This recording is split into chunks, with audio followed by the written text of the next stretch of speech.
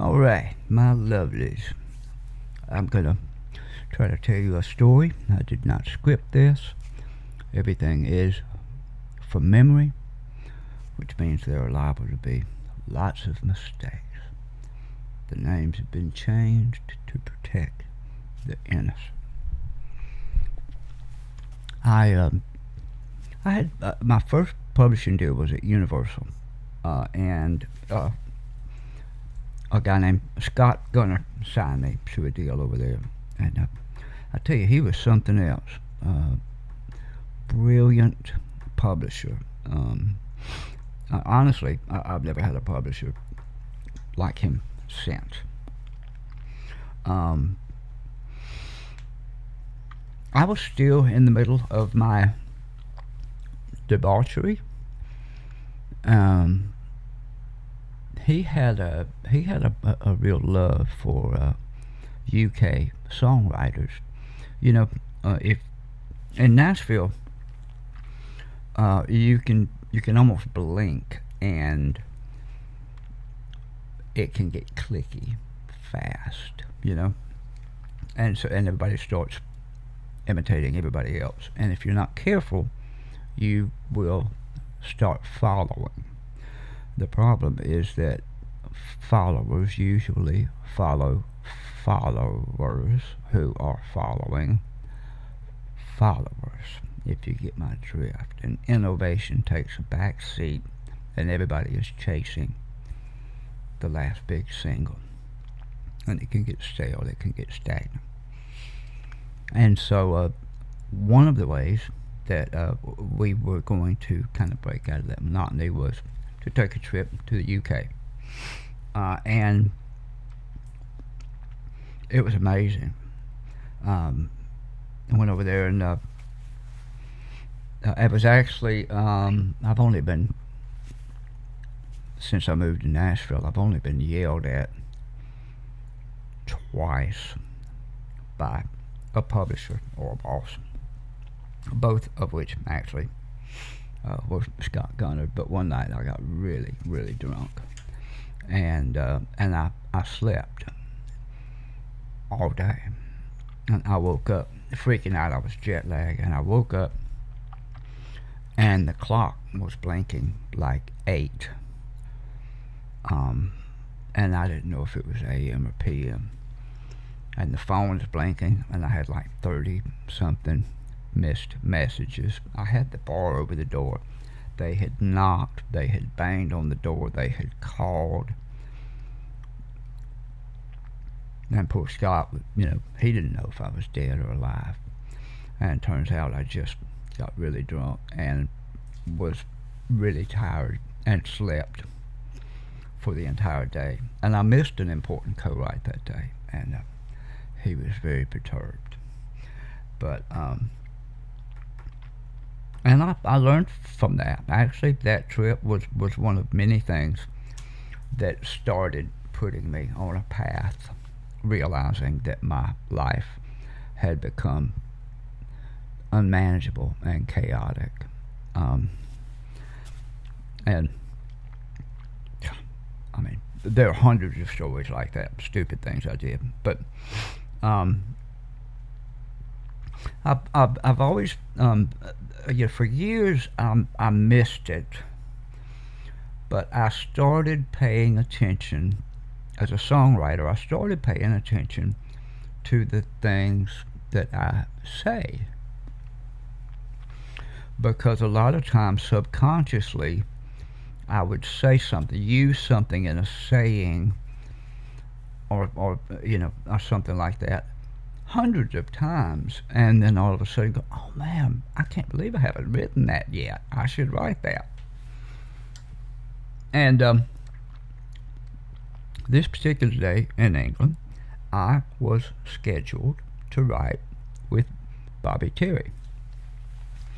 Bobby Terry is an amazing writer, amazing human being, and a great producer. He can play every instrument known to man, and we had fun. And I remember, we were on a set schedule. A basic idea of the day would be like we would show up to this. They had rented a studio, and they had spaces for, there were 4 or 5 of us writing with 4 or 5 UK writers, and we would write, say, 10 to 1, 10 to 2, something like that, and then we would have a bite to eat, and then we would all switch around and write a second time in the afternoon. And I generally don't make a habit of writing twice a day. My brain, it just, usually when I do that, I just write 2 bad songs instead of 1 good one.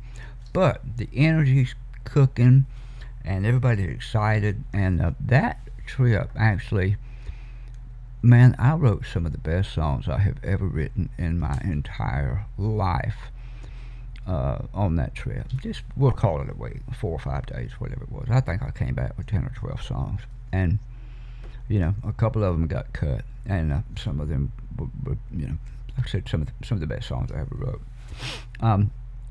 So we show up to the studio.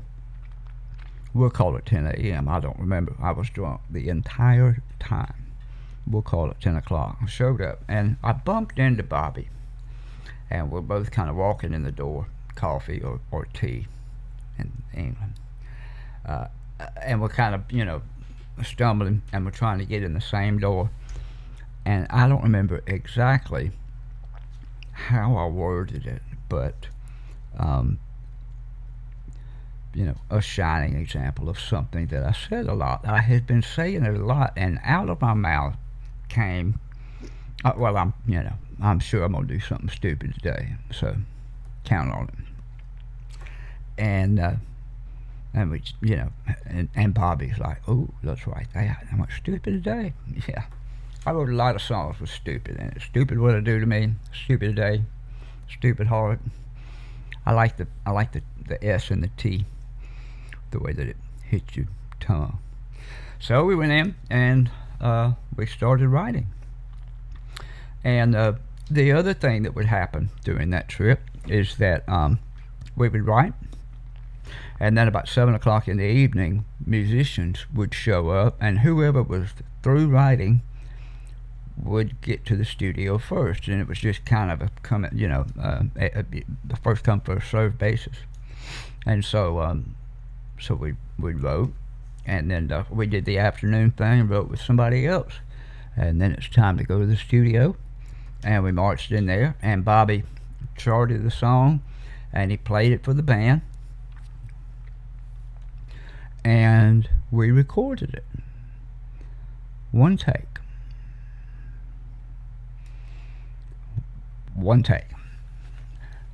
So I figured I'd play you stupid today.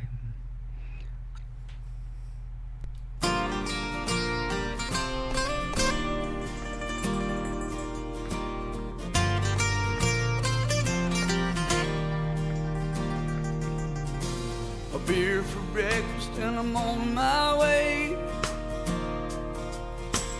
On the way to work I'll drive by her place.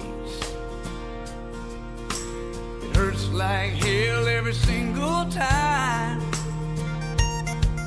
but there ain't nobody gonna change my mind. Sure as the sun comes up, sure as I drink too much, sure as I'm still in love, she don't love me back. I know for certain by the time the daylight fades, I'm gonna do something stupid today.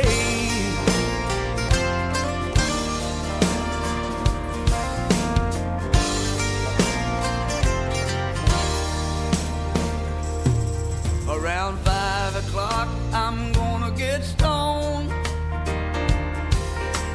Dial her number on the telephone. She won't answer 'cause she knows too well. Talking to a fool don't ever help.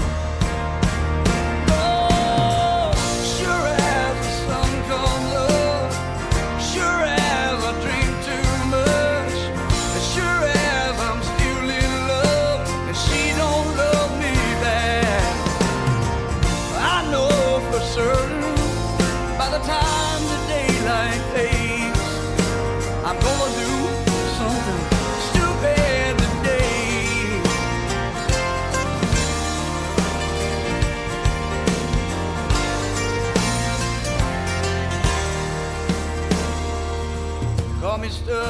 call me crazy, call me out of touch, but maybe if you hurt this bad, you might just do the same. It's like a cry for help. Sure as the sun comes up, sure as I drink too much, sure as I'm still in love, she don't love me back. I know for certain by the time the daylight fades, I'm gonna do something stupid today.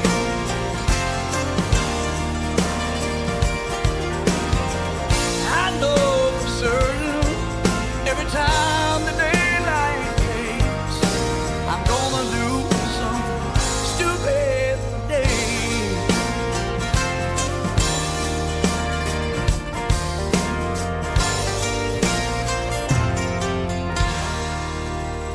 Man. All those memories, it all comes back. I've never been one real big on bridges. I think bridges are a great opportunity to ruin a song. I think I've said that before in past videos. But Bobby said, we need a bridge. And so we put one in there. And it's a good bridge.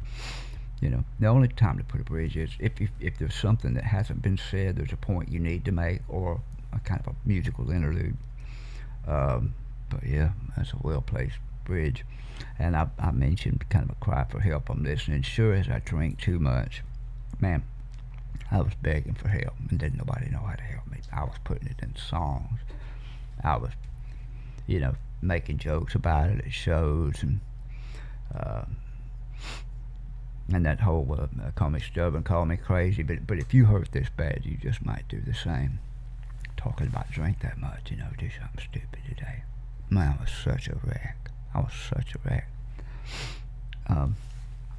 Which makes me awfully grateful today that I'm not having to deal with that kind of chaos. I still do stupid things, and quite